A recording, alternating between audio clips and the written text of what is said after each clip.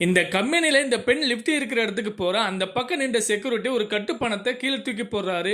அடுத்து அந்த லிஃப்ட் பக்கத்துல நின்ற பெண்ண பார்த்து, "மேடம் இது உங்க பணமா?" அப்படின்னு சொல்லி கேட்க, இந்த பெண் அந்த பணத்த பார்த்துட்டு, "ஆமா" அப்படின்னு சொல்லி அந்த பணத்த எடுத்துட்டு லிஃப்ட்டுக்குள்ள போறா. அங்க போன பின்னாடி நமக்கு லக் அடிச்சிருச்சு அப்படின்னு சொல்லி பேசுறா. அடுத்து அந்த செக்யூரிட்டி படிக்கட்டு மேல நின்ற ஒரு மேடத்த பார்க்குறாங்க. அவங்களும் என்னாச்சு அப்படின்னு கேட்க, இவர் தலைய ஆட்டுறாரு, இல்ல அப்படின்னு சொல்லி. அடுத்து அந்த மேடம் என்ன செய்றாங்கன்னா, வேற ஒரு கட்டு பணத்த எடுத்து குடுக்குறாங்க. இவரும் கையில வாங்கிட்டாரு. அடுத்து அந்த பக்கம் ஒரு ஆண் நபர் லிஃப்ட் பக்கமா போறாரு.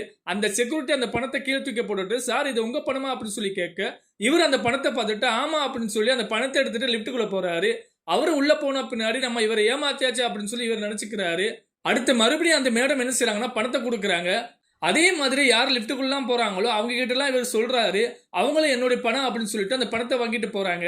கடைசியா ஒரு பெண் வர்றாங்க. அதே மாதிரி இந்த செக்யூரிட்டி பணத்த கீழ தூக்கி போட்டுட்டு, "இது உங்க பணமா?" அப்படின்னு சொல்லி கேட்க, இந்த பெண் அந்த பணத்த பார்த்துட்டு அத கையில எடுத்துட்டு, "இது என்னுடைய பணம் இல்ல சார்" அப்படின்னு சொல்லி அந்த செக்யூரிட்டி கிட்டயே குடுத்துட்டு அந்த லிஃப்ட்டுக்குள்ள போயிட்டாங்க.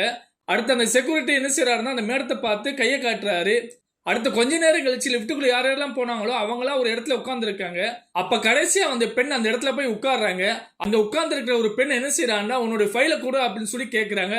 இவங்களும் சரி அப்படின்னு சொல்லிட்டு குடுக்குறாங்க.